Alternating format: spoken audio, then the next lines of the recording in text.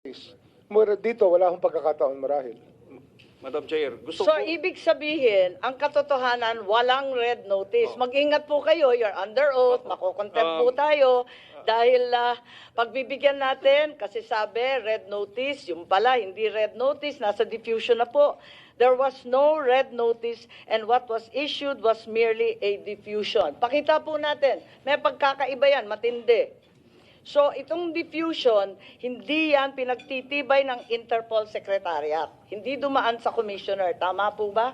Meron pong disclaimer to say that it did not go to a review of the notices and task force diffusion. So, may disclaimer. Pero, nag-mobilize ang pamahalaan ng libo-libo, 7,000 ang pinagmalaki na kapulisan para sa isang request for information ng Interpol na unverified. Pinahihingi lang. Walang sinasabing nagmamadali. Pero lahat ng government resources pinaandar na dahil sa simpleng request sa kapwa membro. Tama po? ang iko-correct ko po ay hindi information ang hinihingi po. It is a wanted person notice, diffusion notice. Diffusion. Diffusion notice. Wanted person po ang nandoon. Okay, pakita natin. Medyo maliit ang letra, pero basahin natin. Pwede bang palakihin para mabasa na maigi pa? Okay. So, maliwanag, tama po na dumating ng 3:04 ba to? Correct po. Tama Ng po. umaga, Tama Arian. Maliwanag. Tapos, ang request dito, after prior consultation with the government of the Philippines. So, hindi totoo na March 11, 3 a.m. lang ninyo nalaman.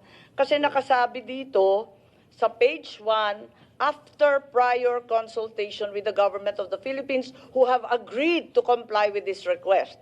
Ibig sabihin, ang pamahalaan ay nakausap na, una, ikalawa, sumang-ayon na. So, ibig sabihin, ito formal transmittal lang. Walang sinasabi dito na biglaan ito. Kaya nga, March 10 pa lang 7,000 ng pulis na ang minobilize eh. Bakit sinasabing ganito? Yung sinasabi po nyo na... Hindi, binabasa ko lang to eh. Opo. Ang matatanong po natin dyan ay yung nagpadala po yung nag-apply po, ICC. Sila po naglagay niyan eh.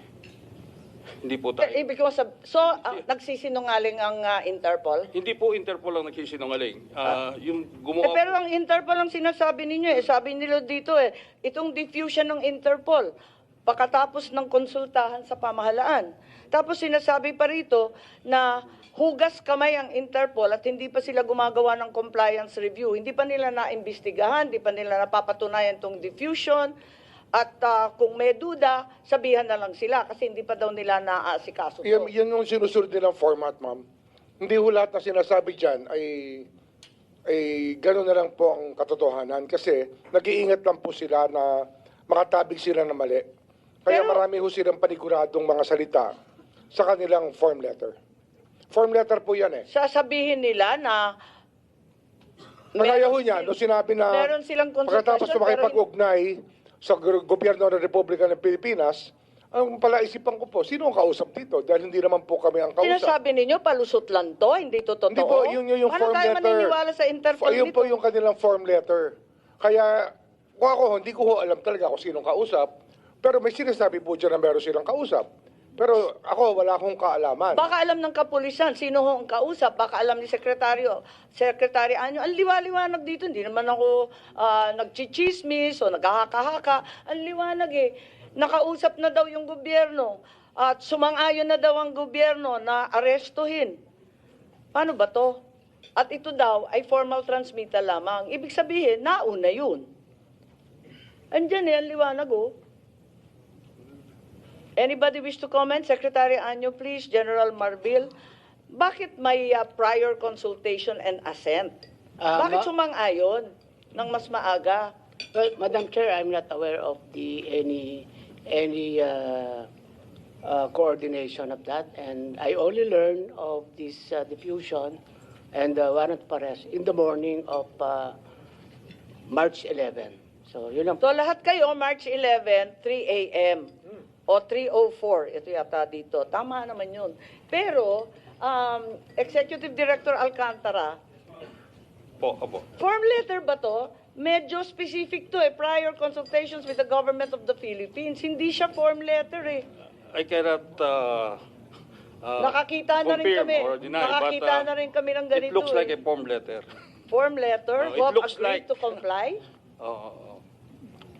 Okay. It's a genuine letter from the Interpol that came from the Interpol Oo, tama. system. Verified naman to. Opo. Kaso nga lang, unang-una, diffusion lang siya. No such thing as red notice was ever received. Ma'am, Sabi mo, dahil sa kailangan i-expedite.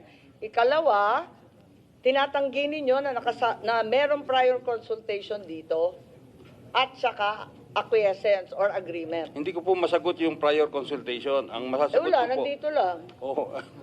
Ba't nila isusulat yan kung di totoo? Okay, basahin pa rin natin.